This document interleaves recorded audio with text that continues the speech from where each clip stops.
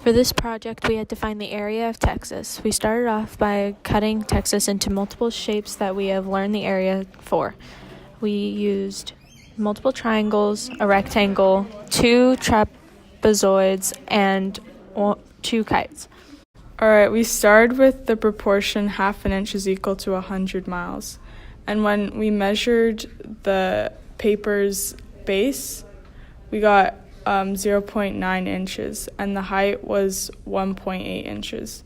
So what we did to convert it into miles was we did 0.5 over 100 is equal to 0.9 over x, x is the base. So we ended up finding out that the base is 180 miles. After that, to convert the height, we also cross-multiplied by using the proportion 0.5 over 100 would be equal to 1.8 over x, and we found x, which is the height, to be 360 miles. And then to find the overall area, we multiplied the base and the height.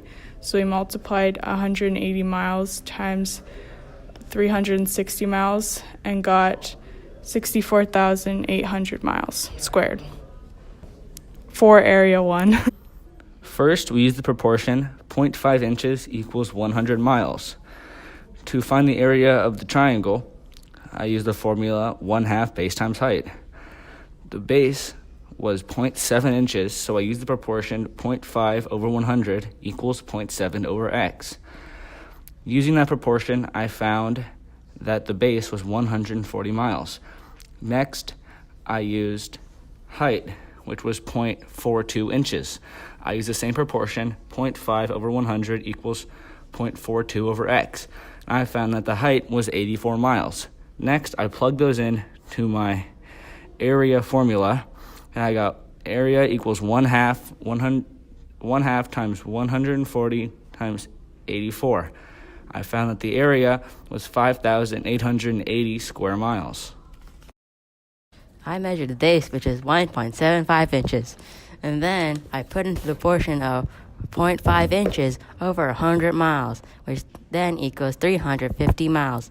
And then I did that same for the height, which equals to 216.6 miles. And I put into the equation 1/2 base times height, which equals 37,905 square miles. To find area 12, I used the formula 1/2 base times height. When I measured the base, it is 0.67 inches, and I multiplied it by our formula of 0.5 inches over 100 miles equals 0.67 inches over x miles. Then I found out that the base is 134 miles, and using the exact same formula, I found out that the height, which originally was 0.43 inches, was actually 86 miles. I plugged both answers into the equation of area 12 equals 1/2 base times height, using area 12 equals 134 miles times 86 miles, and the final area of area 12 was 5,762 miles squared. To find the total area, we added up all the previous areas and got 232 miles squared.